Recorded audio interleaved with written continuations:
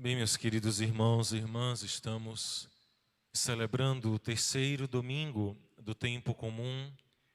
Vemos Jesus no início do Evangelho a chamar os seus primeiros discípulos, como já meditávamos no domingo passado.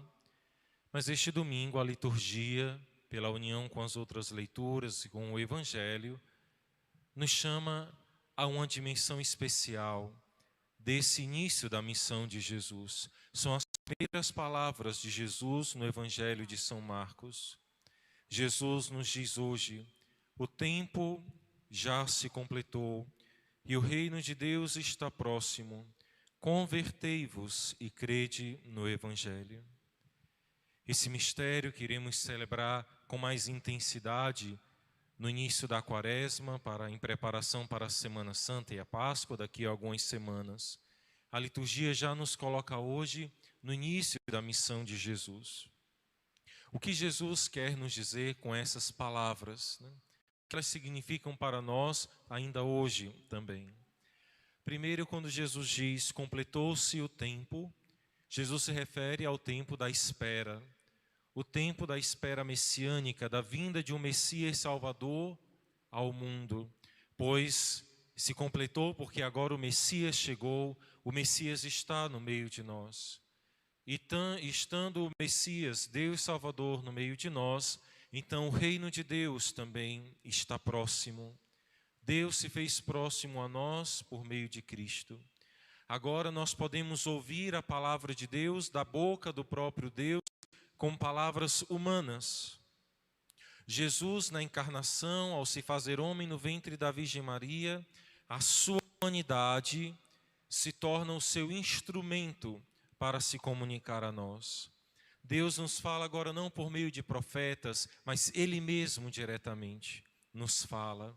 E depois também a humanidade de Cristo será o instrumento da nossa salvação, porque será com o seu corpo que Ele poderá morrer na cruz por nós. Deus está muito próximo de nós, ao nosso alcance, ao alcance dos nossos olhos, do nosso ouvido e do nosso coração. E Ele então nos fala, convertei-vos e crede no Evangelho. O que significa esse convertei-vos, né? Converter-se, essa metanoia, como está no original em grego, né? Esse metanoia é uma mudança de mentalidade, é uma conversão, é uma mudança de uma direção para outra.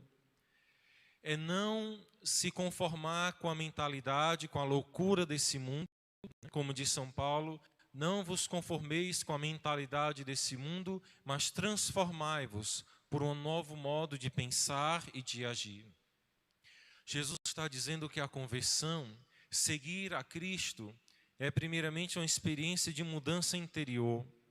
Deus não é apenas algo externo a nós. Deus não é apenas uma questão social, que nós temos uma religião na sociedade. Deus quer estabelecer conosco uma relação de amizade, mas isso exige conversão. E conversão é também um ato de adoração a Deus. É eu olhar para Deus e reconhecer nele o meu Senhor. Reconhecer o senhorio de Cristo, que Deus é Deus e eu sou sua criatura, pela graça tornado filho no batismo. Mas eu reconheço que é Deus o Senhor, que é Ele quem estabelece a verdade, que é Ele quem nos revela o que é o bem e o que é o mal, que Ele é o Senhor de tudo e que eu com humildade me submeto a Deus. Eu deixo que Deus possa ser Senhor na minha vida. É Ele que vai guiar os meus pensamentos, é Ele que vai iluminar os meus passos, como eu devo me comportar, como eu devo agir. Deus não é apenas uma filosofia, não é uma ideia, não é uma seita, né? A nossa relação com Deus é um trato de amizade. Indigno que somos, mas Deus nos quis assim. Então, esse converter-se é um submeter-se a Deus. É reconhecer que Ele é quem irá iluminar a minha vida. E nisso, a conversão é também um acolhimento e um encontro com a verdade. A conversão é encontrar a verdade na nossa vida. E a verdade não é uma ideologia, a verdade não é uma filosofia, a verdade é uma pessoa, é Jesus. Eu sou o caminho, a verdade e a vida, diz o Senhor. Ele tem para nós palavras de vida eterna. Só Ele pode dizer a verdade sobre o próprio Deus, sobre esse mundo e sobre nós mesmos. Quem vive longe de Deus, afastado de Deus, ou até conhece as coisas de Deus, mas na sua vida prática está longe de Deus, nunca experimentará essa alegria de estar na verdade. Não experimentará essa alegria de descobrir quão suave é o Senhor, quão suave é uma vida na graça de Deus. Mas isso exige de nós um esforço de pedir a Deus a força para renunciar aos nossos vícios, aos nossos pecados. Muitas vezes podemos cair em coisas contrárias à vontade de Deus e pedimos a Ele a sua graça. Mas a conversão é crer que em Cristo está a verdade. Por isso que unido ao convertei-vos está o crede no Evangelho. Crer que o que Cristo nos anunciou, o que Cristo revelou para nós é a verdade. Sobre Deus, sobre o mundo e sobre nós mesmos. Como cantamos no Salmo de hoje, quando dizemos, mostrai-me, ó Senhor, vossos caminhos, a vossa verdade me oriente e me conduza. Uma vida na verdade e não mais na mentira desse mundo. Quantas pessoas vivem na mentira, na enganação, né? E não têm paz nas suas almas, nos seus corações. Mas o Senhor conduz aqueles que desejam encontrar essa verdade. E os humildes são encaminhados por Deus nesse caminho. É um caminho de alegria, de viver na verdade e não na mentira, na loucura desse mundo que está tão marcado de tantas ideologias, tantas loucuras. E Deus nos chama a essa conversão de muitos modos. Primeiro, no nosso coração, na nossa própria alma, todos nós, até mesmo aquela pessoa que mais esteja afastada de Deus, longe de Deus, existe uma graça que habita em todos nós, que é uma graça que vai nos trazendo para Deus, que vai nos revelando quando a nossa vida está falsa, quando não estamos na verdade. Porque, meus irmãos, a verdade de Deus, como dizia São João Paulo II em uma encíclica, a verdade tem como que uma armadilha, né? Porque uma vez que o homem encontra essa verdade, uma vez que o homem entra em contato com a verdade de Deus, essa permanece para sempre no seu coração. Ele pode até se afastar de Deus, trilhar caminhos longínquos de Deus, tentar se afastar de Deus o quanto conseguir, mas sempre essa verdade vai estar latejando no seu coração e dizendo no mais íntimo de si, volta para Deus, volta para mim. Essa vida, essa situação não é a verdade sobre a tua própria vida, sobre a tua existência nesse mundo. E essa é uma realidade muito bela do amor de Deus em nós, para nos salvar, para nos chamar. E Ele nos chama no mais íntimo do nosso coração. Mas Deus também nos chama por outros modos, pela pregação da palavra, pela sua igreja, por meio de pessoas que são para nós instrumentos de Deus, às vezes por acontecimentos, às vezes até sofridos e difíceis, onde ali nós percebemos Deus na nossa vida.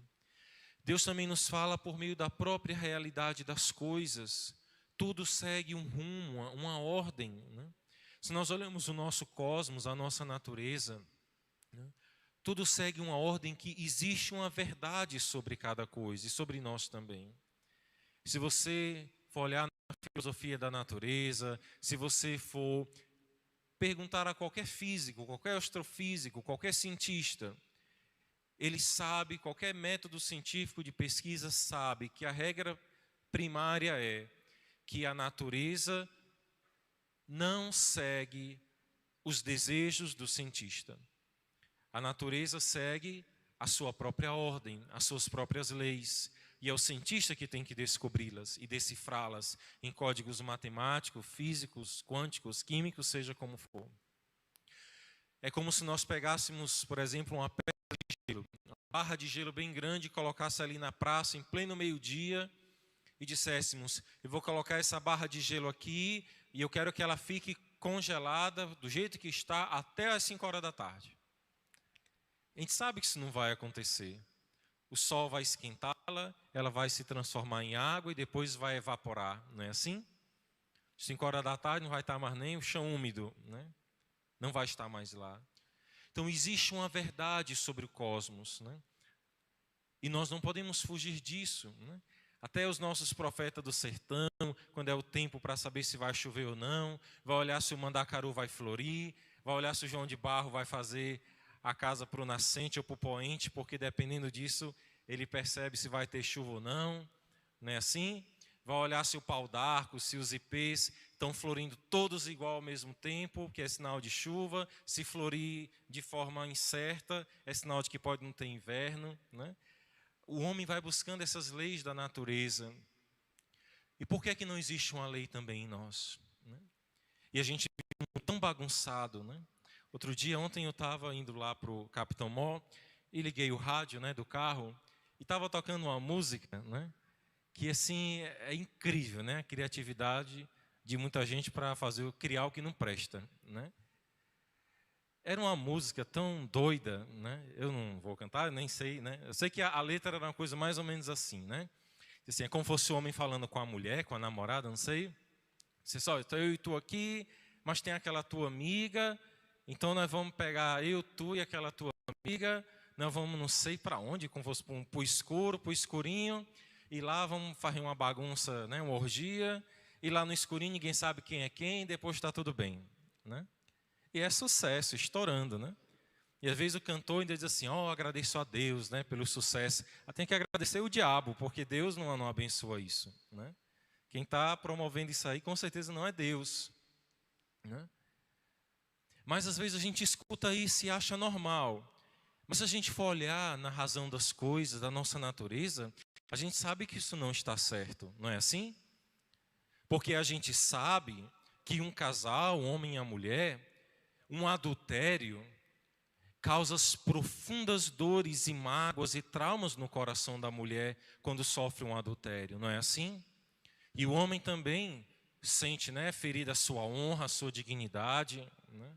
Nós sabemos que existe uma razão de ser nas coisas. E quando o nosso Senhor estabeleceu a monogamia no mundo, né, que o homem e a mulher é um só, não é para ter várias mulheres, esposas, porque Deus foi nos mostrando a verdade da nossa alma, que o amor exige exclusividade, exige fidelidade. Por isso a exigência do matrimônio, né?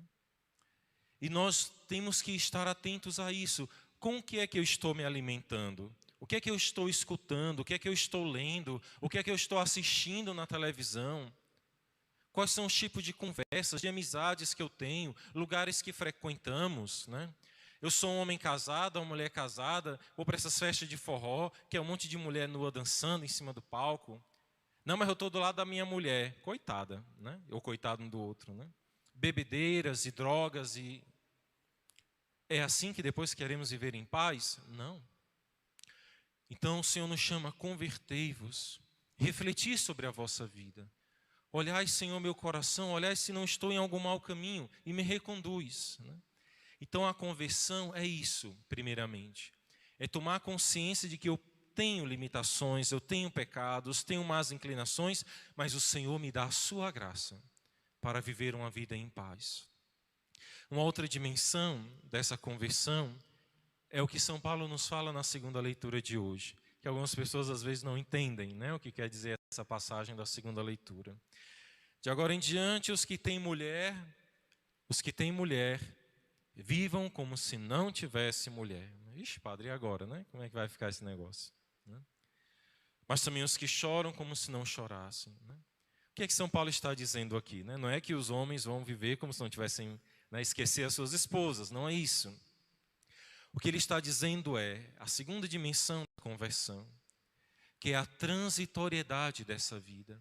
Como São Paulo fala, meus irmãos, não nos esqueçamos, a figura desse mundo passará. Um dia esse mundo, como nós conhecemos, esse cosmos, ele deixará de existir, né? Um dia não terá mais nenhum João de Barro, nenhum Mandacaru, nem os pés de pau d'arco para olhar nada, nem se o cupim está gordo ou magro, né? não haverá mais a ordem do cosmos como nós conhecemos. Tudo isso um dia se acabará. E o que ele está dizendo é, o casal, embora ele tenha vida conjugal, gera filhos, viver nesse mundo, deve viver pensando na vida eterna. Ou seja, no céu, o casal não vai mais ter a vida conjugal, física, conjugal, como se tem enquanto está nessa terra. É só isso que ele está dizendo. Vivemos nesse mundo, o casal, o homem e a mulher, mas lembrando a vida eterna. Viva como se não tivesse, ou seja, essa consciência de que somos peregrinos nessa terra. Os que choram como se não chorassem. Ou seja, se você tem aflições, sofrimentos, agonias, angústias nesse mundo, lembre, viva também como se não tivesse, porque um dia no céu tudo isso vai passar. Nosso Senhor enxugará a lágrima dos nossos olhos. Aqueles que se alegram como se não se alegrassem. Ou seja, cuidado com certas alegrias desse mundo, porque tem certas alegrias que um dia se acabarão. Tem alegrias que levam mais para a destruição do que para a salvação. Vivei alegres, mas não fiquem dispersos na vossa alegria. Aqueles que fazem compras como se não possuíssem coisa alguma, e os que usam do mundo como se não usasse. Ou seja, os nossos bens, o meu carro, a minha casa, o dinheiro que eu tenho no banco, as minhas joias, Tudo isso vai se acabar um dia. Um dia eu não terei mais nada disso. Tudo isso não me servirá para entrar no céu. Ou como dizia uma amiga minha que já faleceu, no nosso caixão não terá gavetas, Não tem um carro de mudança para levar minhas trouxas lá para o céu. Tudo vai ficar aqui. Então, se você tem bens, bendiga a Deus por eles, mas não vá prender o seu coração a isso. Não vá se tornar uma pessoa medíocre, não vá se tornar uma pessoa avarenta, uma pessoa que não é capaz de fazer a caridade com o próximo, porque está muito apegado aos seus bens. É um tio Patinhas, É nadando no meu cofre, me alegrando com a minha riqueza somente, Porque o nosso caixão não terá gavetas, Uma vez visitando o museu de Roma, o Museu do Vaticano, fui na parte das múmias, do Egito, e tinha uma múmia lá de 4.000 anos, cheia de joias, porque os egípcios acreditavam que os faraós tinham que ser colocado todas as joias principais, que é que quando o motineiro, que levasse a alma do faraó para outra vida, quando ele chegasse em uma outra vida, tinha que mostrar que ele estava com todas as olhos, foi um faraó, me respeite, Mas nós sabemos que não é assim, O faraó não vai, até passou 4.000 anos e ainda não ressuscitou em lugar nenhum, E não é assim. Então, se desapegar dos bens, ser livres de coração, é isso que nosso Senhor nos pede. Porque o tempo está abreviado, ou seja, é esse tempo agora em que estamos caminhando, o tempo da igreja, caminhando para o céu.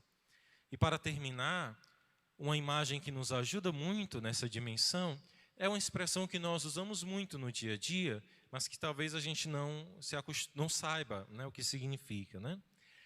Todos nós estamos aqui na nossa paróquia, não é assim? Nossa paróquia de Nossa Senhora da Boa Viagem.